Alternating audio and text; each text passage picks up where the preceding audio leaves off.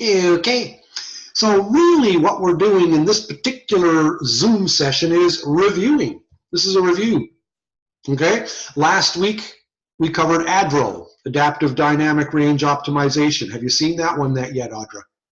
No, I haven't. I'm a little bit behind. I need to get caught up. Okay. No worries about that. Let's see where we are now.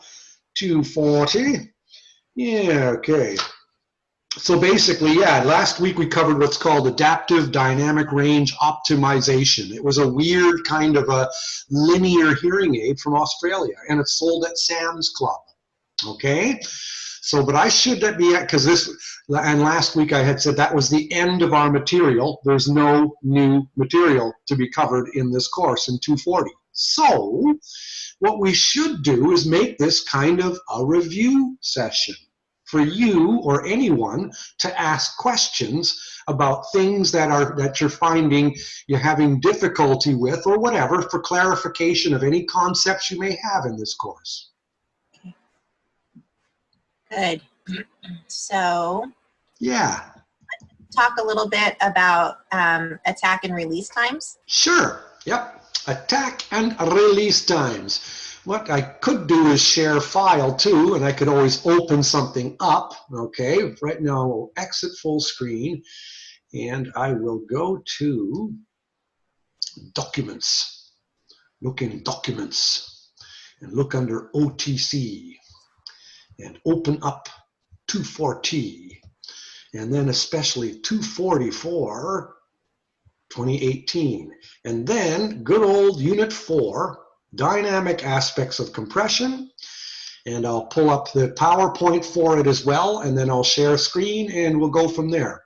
Basically though, even while it's opening up and stuff like that, I'll just say that the first type of in Unit 4 is about dynamic aspects of compression, and so you're talking about the attack and release times. Okay, so basically when we pull up attack and release times, I will now share.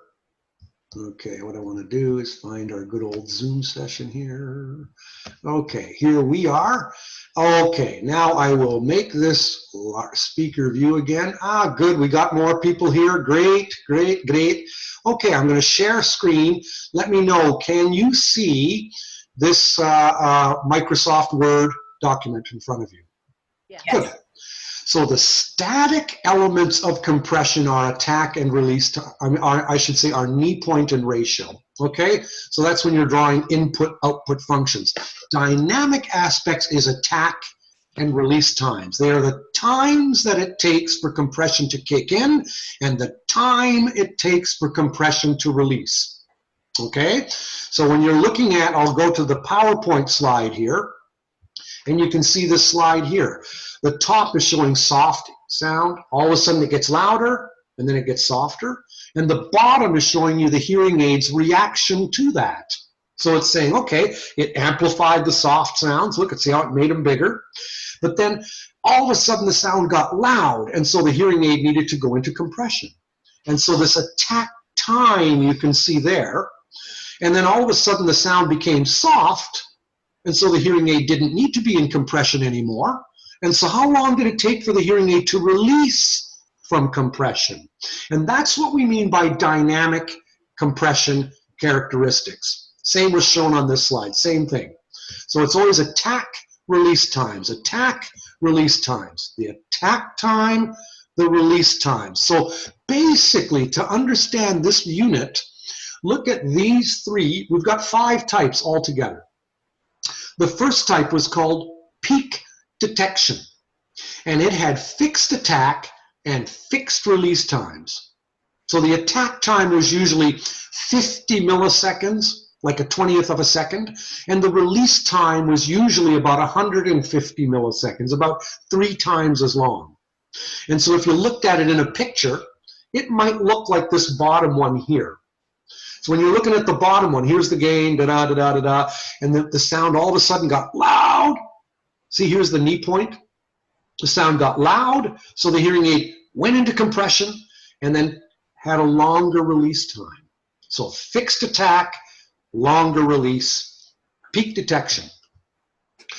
Then came adaptive compression. And adaptive compression said, same fixed attack time, same thing, no change there, but this time the release time will be variable.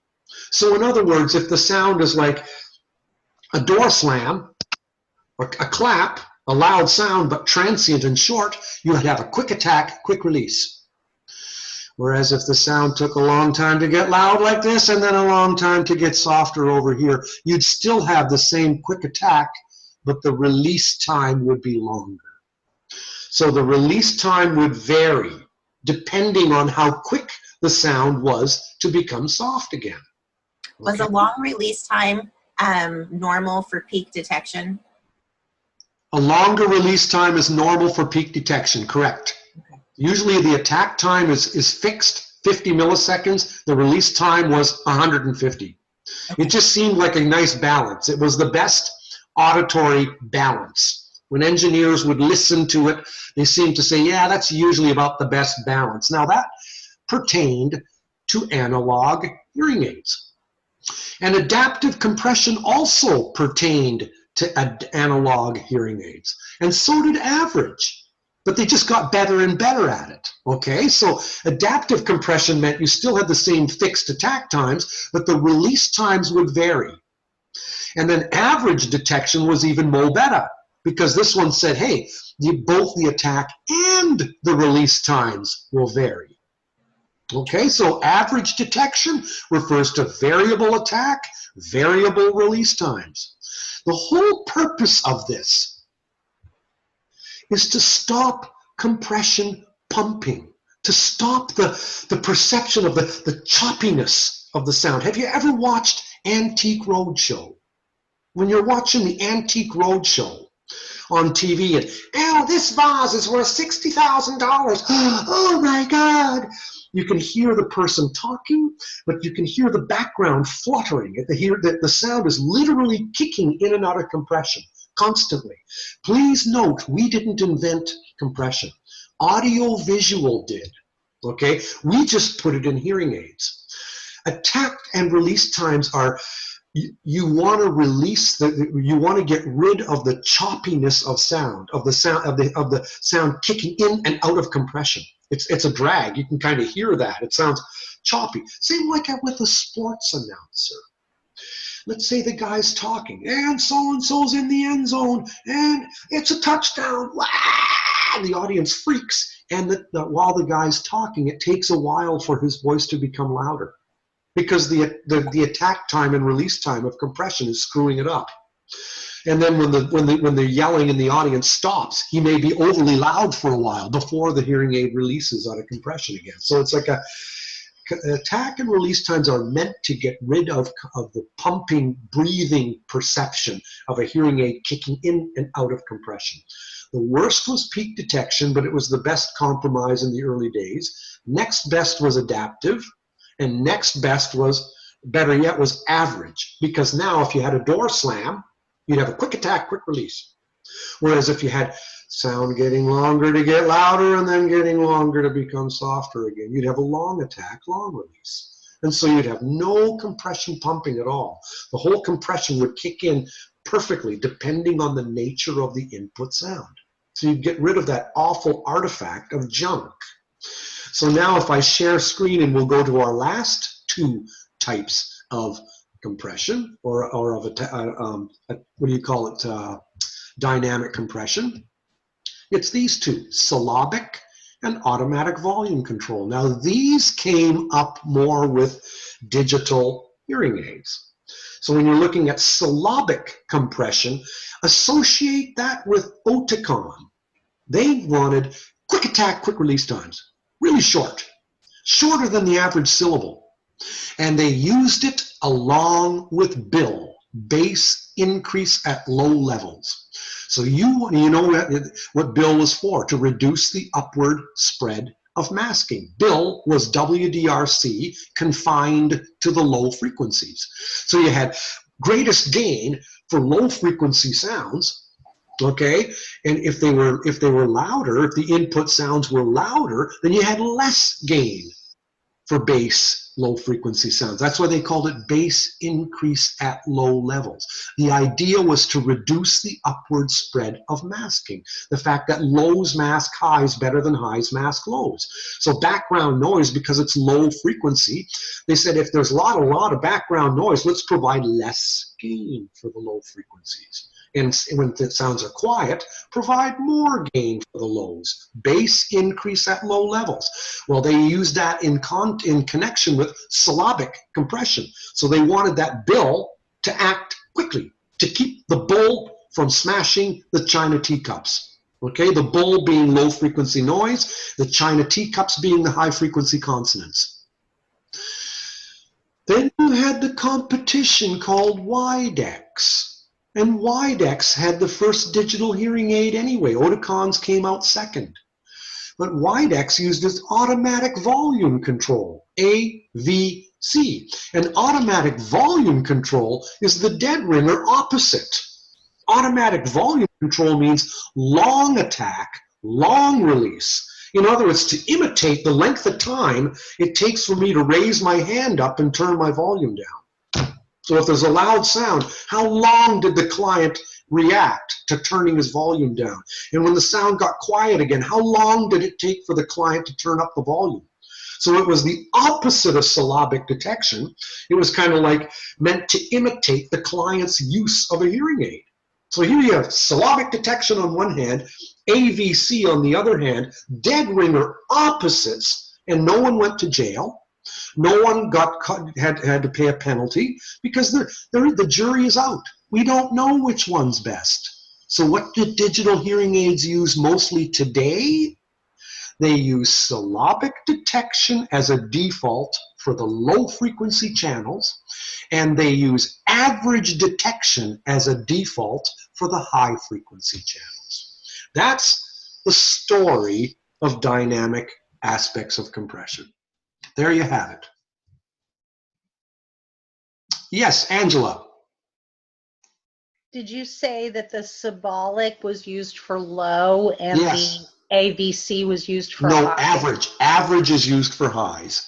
AVC was used just by Widex for a while, and it was meant to imitate the length of time it took for someone to react in raising a volume or lowering a volume control. AVC is called automatic volume control, and it's associated with long attack, long release times, the dead ringer opposite of syllabic. We don't use AVC anymore. Mainly the default for most compression is syllabic detection in the low frequency channels, average detection in the high frequency channels. Thank you. Good. Any other questions that people have? Go ahead. All right, what do you got?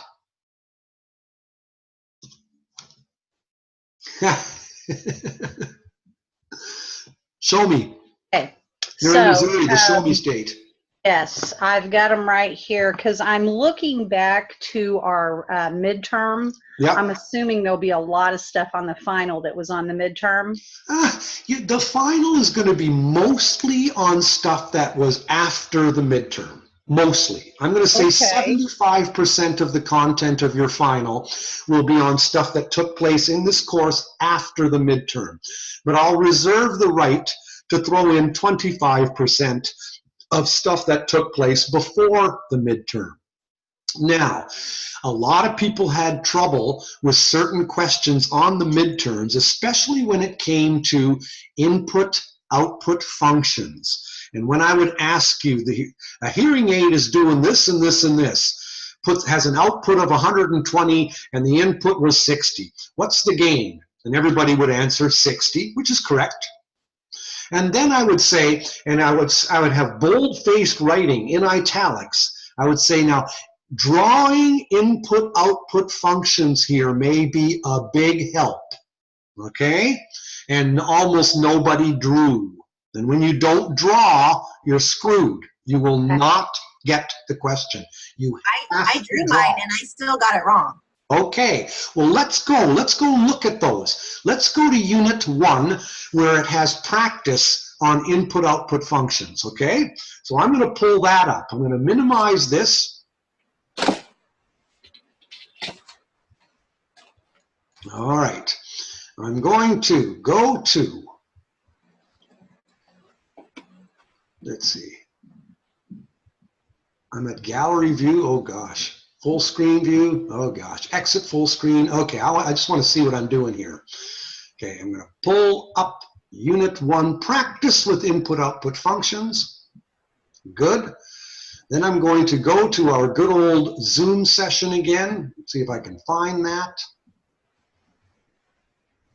Okay, we are here. Now I'm going to share screen.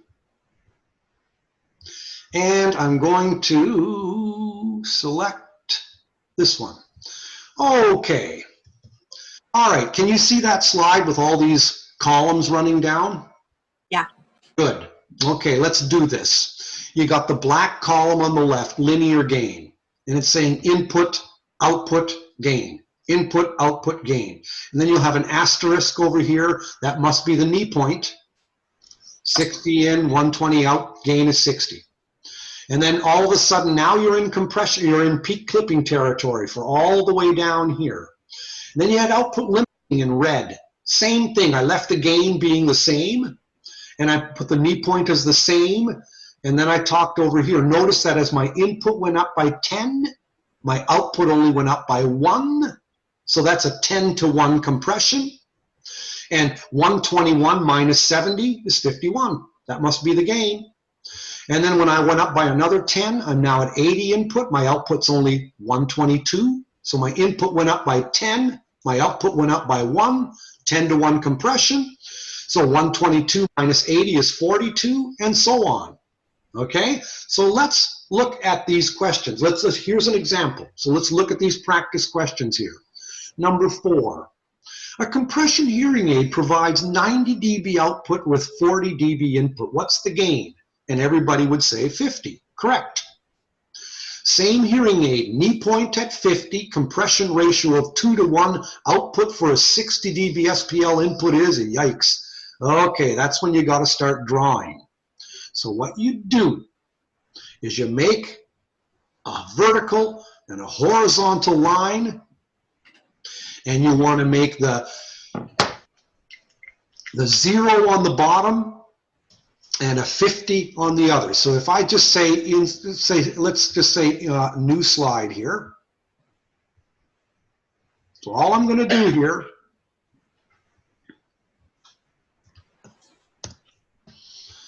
and I'm just going to draw. You just take your line and then take another one. Ah, sure, I don't even need to do that. I can just go to here. Let's just draw it. There it is. Okay, look, 0 in, 50 out. How come? Because you answered your question right here. A compression hearing aid is providing 90 in with 40 out. What's the gain?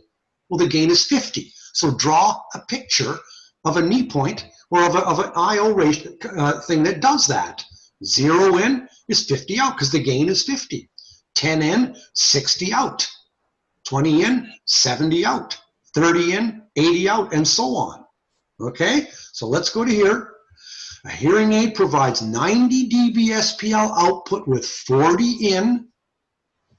So there you go, 40 in, 90 out. But I started this by looking here. I started with these two numbers because I knew my gain was 50. I was answering this question, number 4, right here.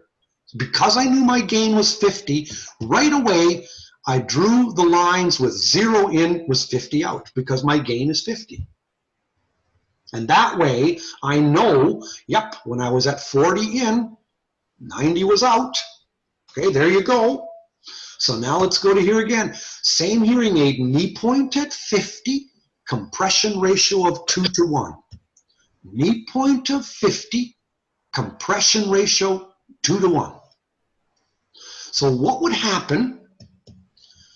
The output for a 60 dB input is, well, what happened when I left my knee point at 50? I went up by 10, because 60 is 10 more than 40. So here my knee point is 50.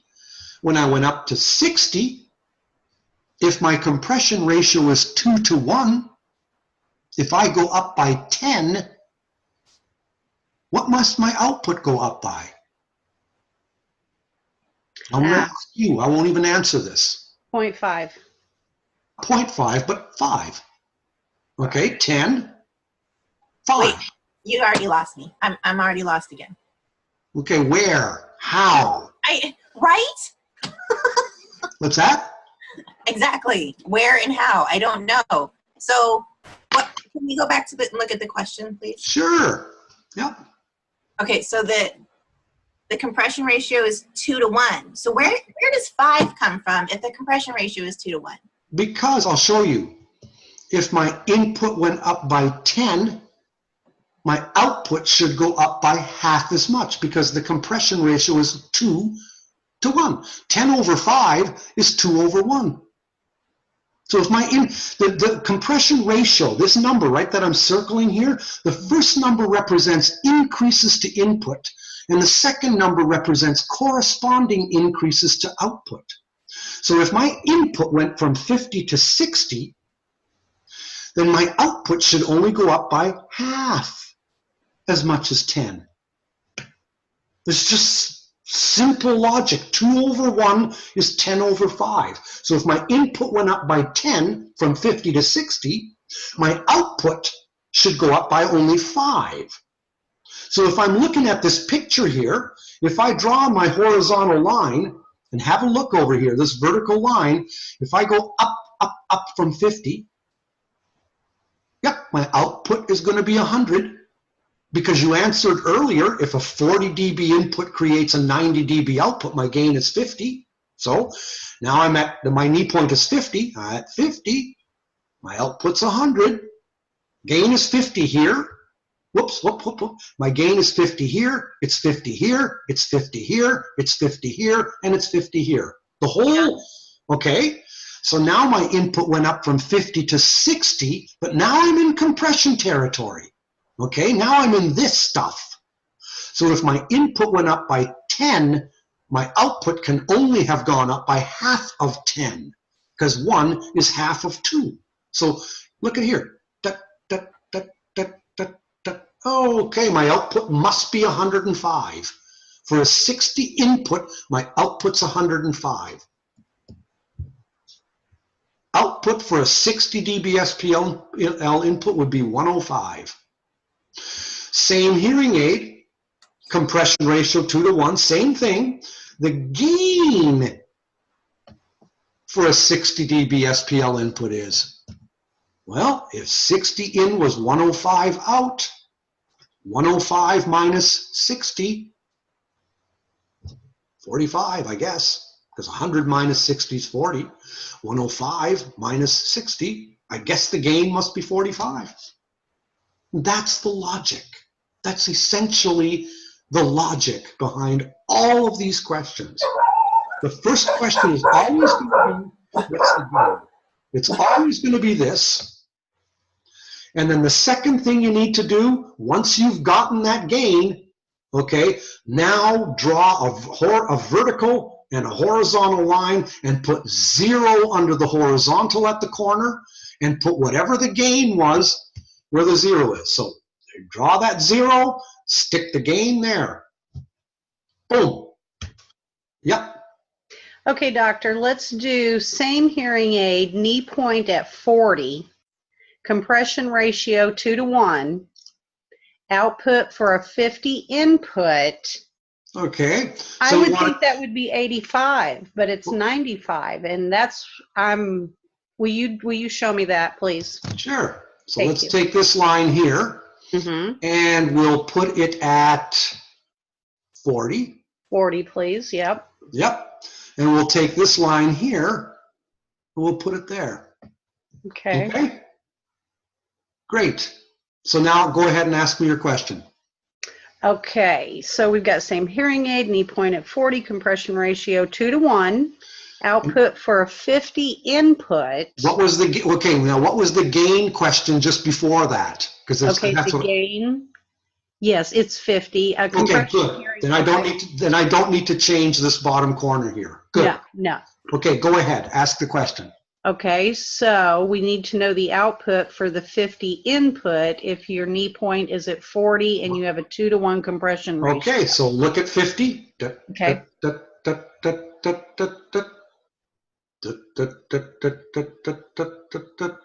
What's that?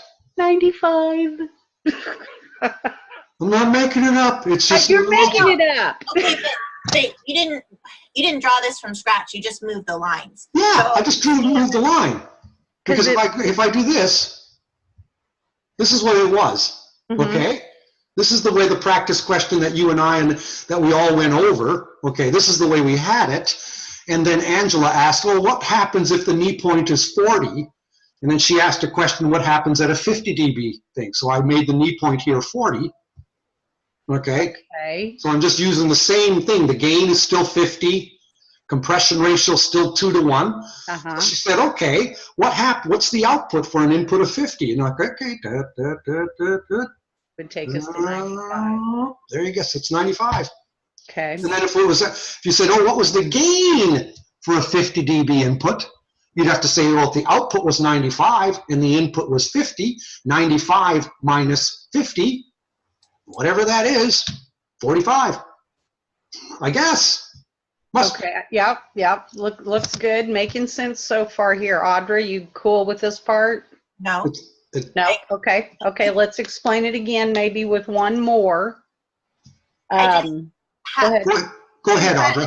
When okay, I need to know what the math is, because when I draw my chart, I can't just move the lines. Like, that line is at a specific angle. I don't know why it is. Like, if I can't figure it out mathematically, I'm not going to get it.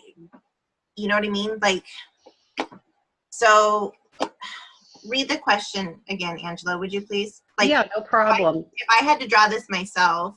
Yeah, and that's cool, because that's what I'm doing too. I'm glad that, Doctor, you're teaching us this again.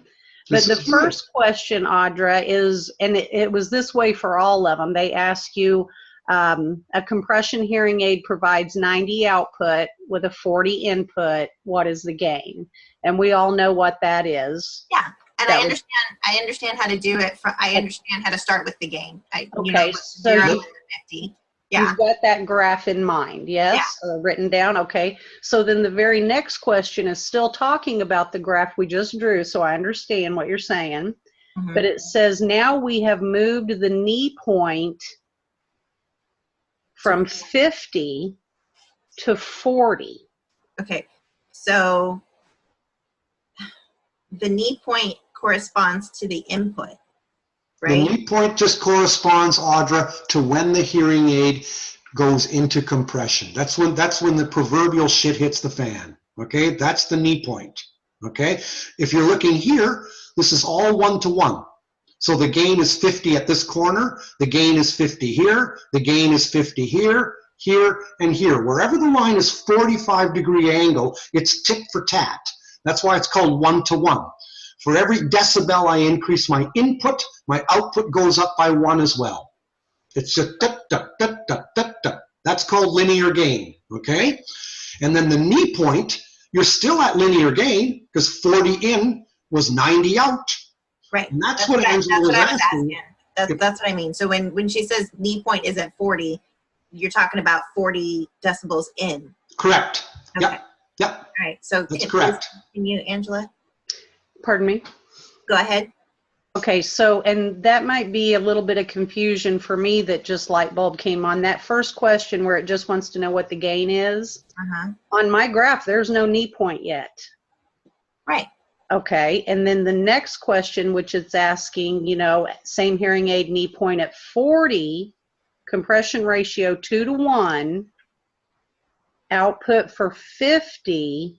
Okay, so I put my knee point at 40. My compression is 2-to-1, which is half of a box. That's how I have to tell myself. Yeah, that's not right. That makes sense. Okay, yeah. And so then I'm looking for what the output is going to be. So I'm going to go along.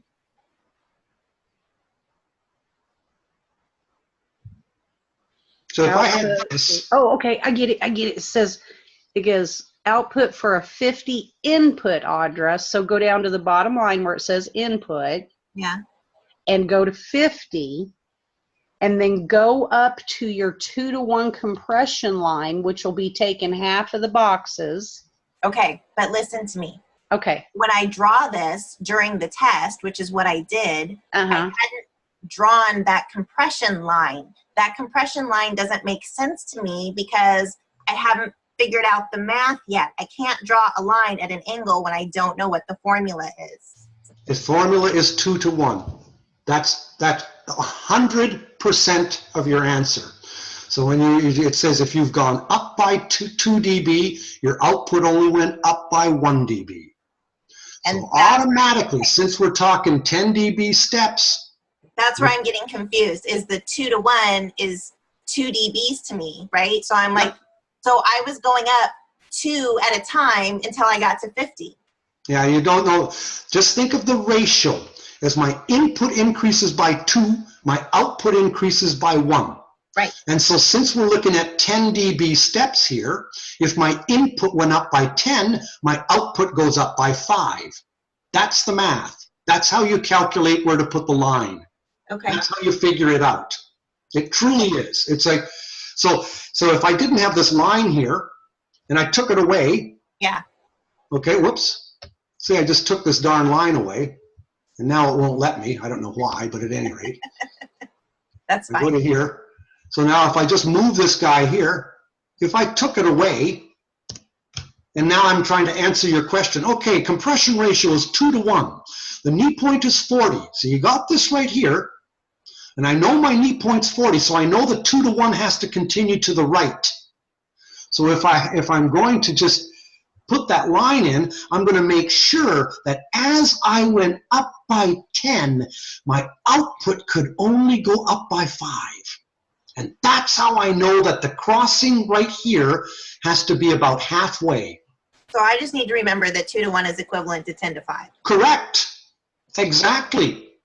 And is the first number, doctor, always input and the second number is always output? That's correct. The first number always represents increases to input, and the second number represents what happens to increases to output. Okay. Always. Okay? Let's look at another example here. Yeah. Here. A compression hearing aid provides 120 dB output with 50 input. What's the gain? 60? 70. 120 minus 50. What's 12 minus 5? 70. 70. Okay? So now holding these truths to be self-evident in these here United States. Okay? We hold these truths to be self-evident. Okay. If the gain is 70, what's the first thing you're going to do with drawing the input-output function? You put the 70 by the 0. A 0 and a 70 there. First thing, because that's what you said the gain was. Okay? So now, 0 in is 70 out, 10 in is 80 out, 20 in is 90 out, 30 in is 100 out. So the whole line was, once again, 45-degree angle line. It's tit for tat, 1-to-1. And this is, again, for Audra. If my input went up by 1, my output went up by 1. And if I look at it in tens, as my input went up by 10, my output went up by 10. 10 to 10 is 1-to-1. Great. Now let's go with what was the next question here. Same hearing aid. Knee point at 70. So all of a sudden you know that you're going to make, this line stop at 70. And as Audra said, that refers to the input. It goes above the input of 70. That's how knee points are described. So I know that my proverbial crap is going to hit the fan right there. So the line is quite long, but by gum, at every stop along the line, my gain is always 70. Always 70. My input, my ratio is 1-to-1, 1-to-1, 1-to-1. Okay, now let's look at the next question. Compression ratio is 10-to-1. If it's 10-to-1, That means if I increase my input by 10, my output can only go up by 1. Okay? So in this instance, your input would be, if you went up 10, it would be to 80, and your output would be 141. That's correct. Okay. Yep. The output would be 141. And then if we asked what was the gain for an 80 input, you'd have to go 141 minus 80. Right. And whatever that is, 51, I guess, something like that. I don't know. My math sucks, but I guess if I did longhand, I could figure it out. 141 minus 80, and there you go. I think graph paper would greatly help. Well, I know, but sometimes I just basically, you don't need a weatherman to tell which way the wind blows. You just, here, let's go to this one here. Okay. Same hearing aid, knee point at 70, compression ratio 10 to 1, the output for a 90 dB SPL input. Okay, so let's go to 90. Okay. What's my output there? I went up by another 10. It should be only 142. Correct, exactly. So if I said, what's the gain there, you'd say 142 minus 90, right? Yeah, I missed all of those gain questions. Well, that's okay, because you know what? You're not going to miss them now. Because I think you got it. I think you rounded the corner. I think we're getting there, yeah. So think of the steps involved. The first one is asking you what's the gain. The second one says, okay, draw your input-output function, get the corner, get that left corner set up, because that's what your gain was. Okay, next question's going to say what the knee point was and what the ratio was. So what the knee point is, that's where you end being linear gain. Whatever that knee point is, that's where it stops being linear. And then to the right of it means now you're in compression. So let's look at the table that follows this graph. If you look at the table, there you go. Here's the table. My input was 0, my output was 70, my gain was 70. Input was 10, output blah, blah, blah. It's 70, 70, 70, all the way to the knee point. Okay, 70 in was 140 out. My gain was 70. But now since the ratio is 10 to 1, 80 input, 141 output. What's the gain? 61. 90 input, 142 output. What's the gain? 52.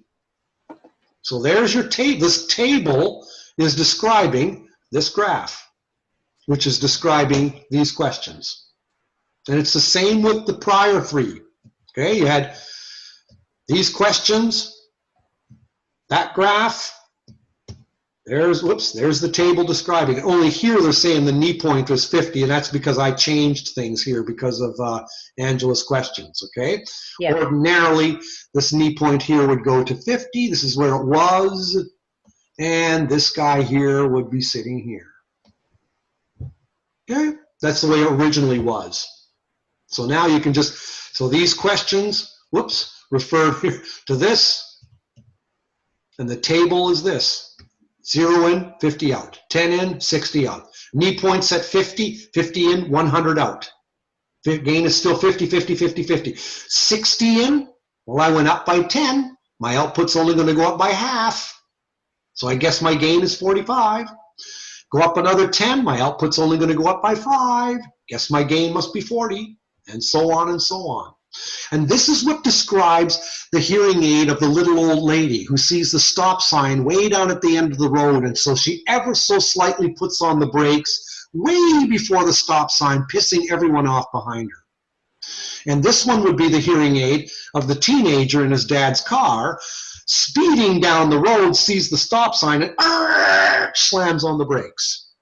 This is output limiting compression, high knee point, high ratio. This is WDRC compression, low knee point, low ratio. Okay? This is meant for mild to moderate loss. This is meant for severe loss. With severe loss, you want to protect the ceiling. You don't want to cause more hearing loss because your hearing aid is powerful anyway. So your concern about compression is make that hearing aid really kick into compression. When it does, slam on the brakes. Whereas this one here says, my focus is providing maximum gain for soft inputs and then gradually reducing the gain as the inputs get louder. This is for mild to moderate loss. I'm trying to imitate outer hair cells here. And what do outer hair cells do? They help the inners pick up sounds below 50. This guy has got so bad hearing, he's got outer and inner hair cell pathology. We don't even care about that crap with this. We just want the hearing aid to be powerful, but I want to slam on the brakes, and I want to do it without peak clipping because peak clipping sucks. So this is a very close cousin. Doesn't that almost look like peak clipping? Peak clipping is straight line this way. That's why this is a close cousin to peak clipping. This was the first kind of compression to emerge, output limiting compression. This was the second kind of compression to emerge, when the difference between outer and inner hair cells became known. The decade of this compression was the 90s. The decade of this compression was the 80s. In short, that's the story. And there you go. That's the first half of your course. That's the 25%. Okay, that's the kind of, know what the OLC is compared to WDRC. Know for whom they are intended. Why? Because I'm trying to imitate outer hair cells. What do? Oh, they amplify sounds below. Think of WDRC as it focuses on the floor. And output limiting, its focuses on limiting the ceiling. WDRC wants to raise the floor. OLC wants to limit the ceiling. One's for moderate loss, one's for severe loss. WDRC, low knee point, low ratio. The hearing aid's always in compression. Almost always. The only time it isn't in compression is for soft inputs below the low knee point. So for 0, 10, 20, 30, 40. And as soon as the input gets to be more than 40, it's already in compression, but a weak degree of it. A weak degree. And in that wise, you're fulfilling that loudness growth graph. And if I can draw that for you, the thing we always draw, and I'll hold it up for you.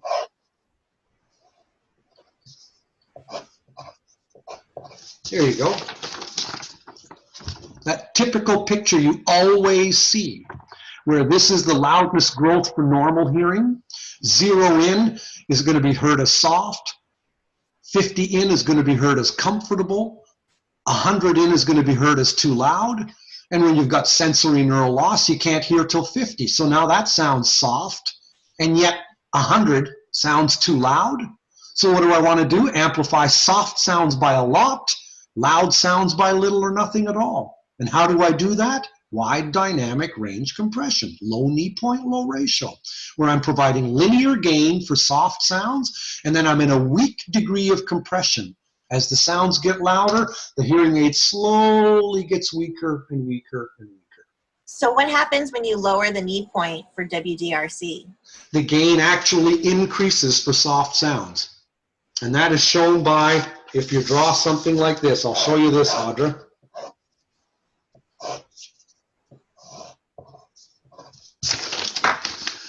Where would, okay, here's linear gain, here's a knee point, and let's say if I changed the knee point, I raised the knee point, okay, which one has less gain, this line or that line? Remember that trick? No. This one does not have more gain at all. This is less gain. When I raise the knee point, I got less gain. I'll show you why.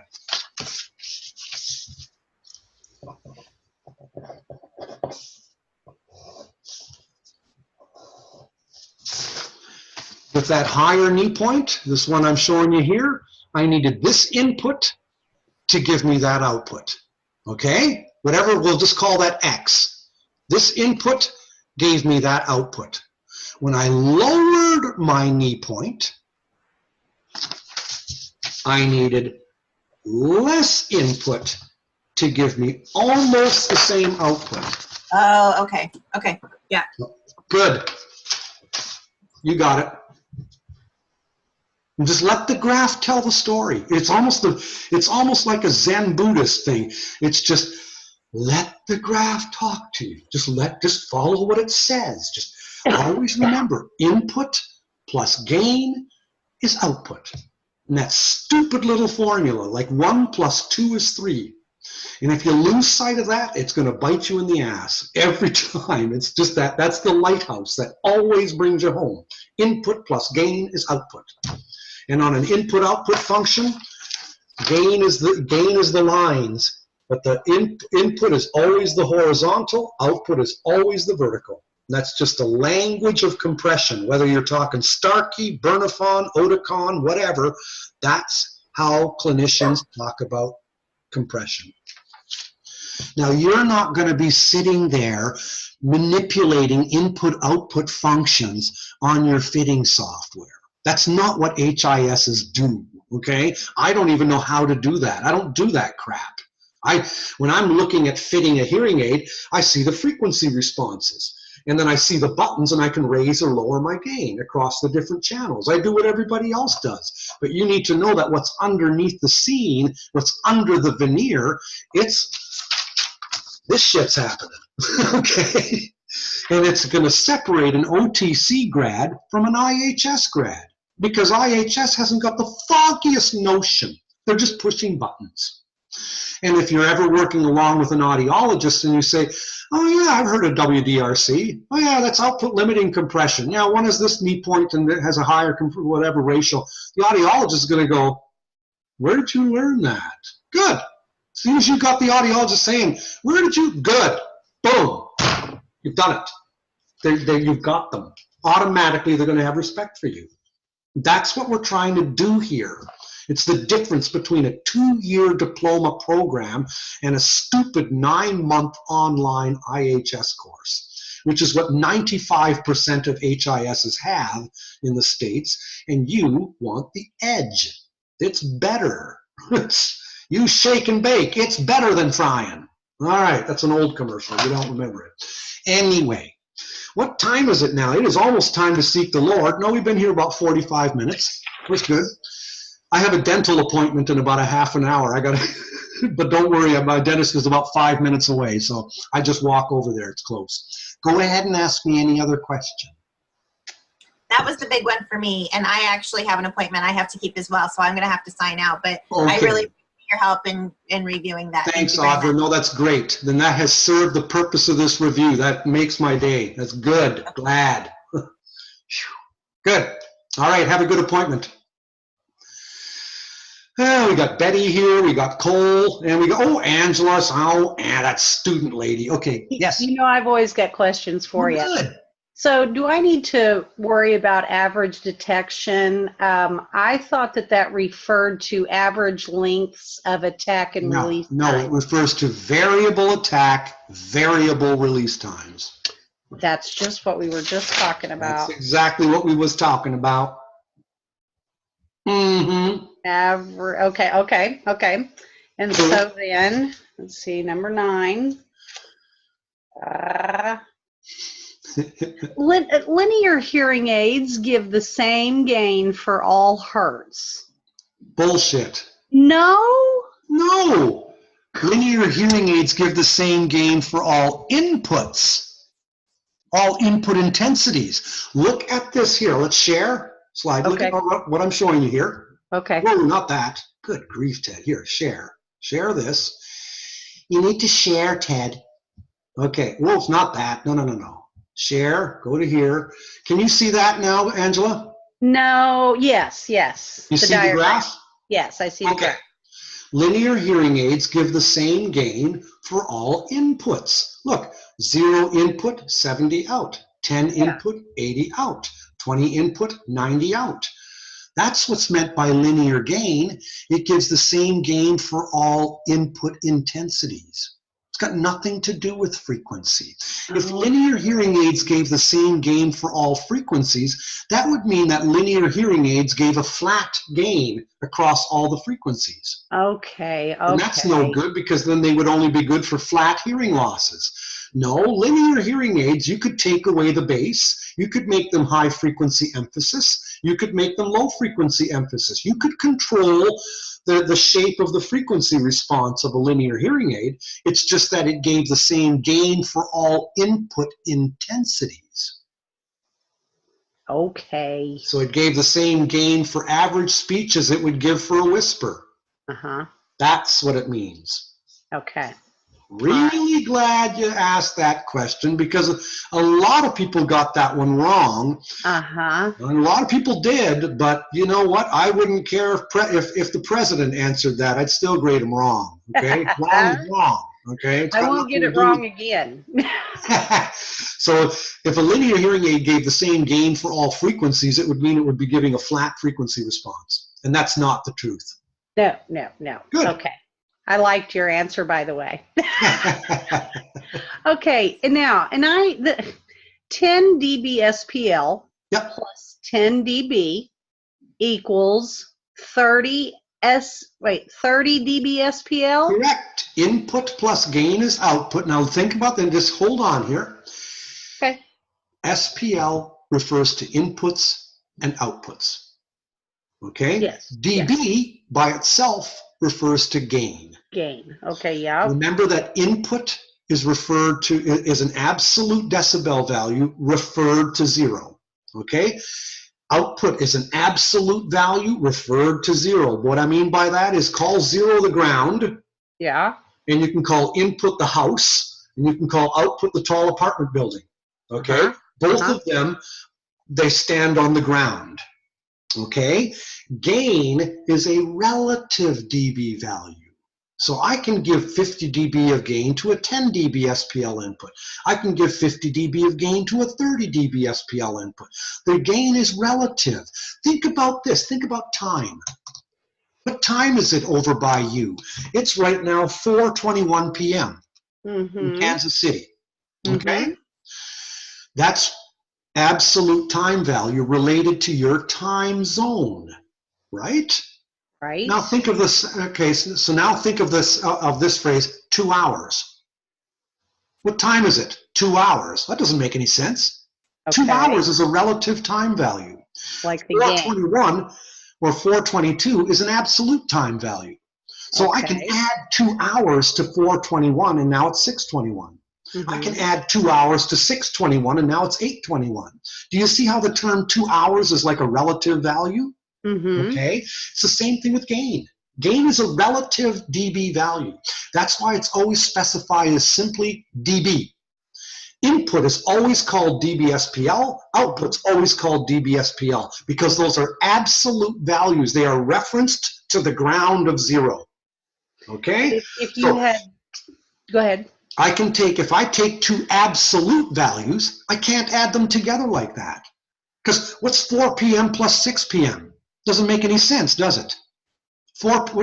Look at me. What's 4 p.m. plus 6 p.m.? That doesn't make any sense. You can't do that. What's 4 p.m. plus 6 p.m.? Doesn't make any sense. But 4 p.m. plus 2 hours, oh, that makes perfect sense. 4 p.m. plus 2 hours is now 6. Okay? So when you think about two machines, one machine's making 90 dB SPL, the other one machine's making 90 dB SPL. You can't add them together to get 180. It doesn't work that way. Okay? One machine's making 50 dB SPL and the other machine's making 50. I can't add them together and now I'm at 100. You can't add two absolute values like that together. Okay. And what did you say in acoustics way back? Look, stick with me here. What's the sum total? One machine making 50, the other one making 50. The sum total's 53. Yes. Okay? And so that's a gain of 3. 50 plus 3 is 53. So when you add two absolute values, you can't add them together like 1 plus 2 is 3. But if you're adding a dB SPL and a dB, you can, C-A-N, can add them like 1 plus 2 is 3. Okay, well then back to 10 dB SPL plus 10 dB. Wouldn't that be 20 dB SPL? Correct. Exactly. Okay, well this one was wrong then. On 14 it says 10 dB SPL plus 10 dB equals 30 dB SPL. And I called that false. I think you're right. I think 10 and 10 never equals 30. No. So number 14 on the midterm, just so you know, is a bogus question. Is a bogus question. Correct. Okay. Good. I will tell Lynn Royer the same. Okay. Yeah, So, that can't be. That's impossible. right. Because like 10 you said, you 10 can't do dB SPL. SPL plus 10 dB is Mhm. 20 dB SPL. Thank you. Okay. 20 dB SPL plus 10 dB is 30 dB SPL. I was losing my mind. No, well, you all aren't losing your mind Yet. yet. Okay, I got a couple more questions unless somebody else wants to get in there. Not seeing it. Yeah, their microphones are off. Okay, so input and output are basically relative decibel values. No, Isn't input that and true? output are absolute decibel values. They're Absolute. absolute. And that Oh, means they because are they're the ground. referenced to the ground. The ground. Gain is the relative. Gain is the relative. Ah, okay, I'm getting it. I'm getting it, doctor. Sure you are. Okay, let's see. Now, you know what we can do? Yes? Since OTC has very generously long semesters, Yes. what's a week from today? We're at the 27th of November. The 4th of December Mm-hmm. is next week, Tuesday. When's your final exam in this course? It opens on Monday. And we usually have a week. And Monday, it opens up on Monday what? Monday the 3rd. Really? Okay, wow, that's early. Okay. And that's just what I think, because sometimes Canvas gets it wrong. But I could meet with you again here next Tuesday at Yeah, our regular time. I'm fine with whoever wants to. So unless I hear otherwise, I'll plan another review session for next week, Tuesday, same time, same channel. I will be here. Okay. Adios, amigos. Oh, from Cole Anderson to everyone. Yes, please. Okay, I saw that in the chat box. Cool. Gotcha. Got your number. Okay, I will stop recording here and bid you live long and prosper.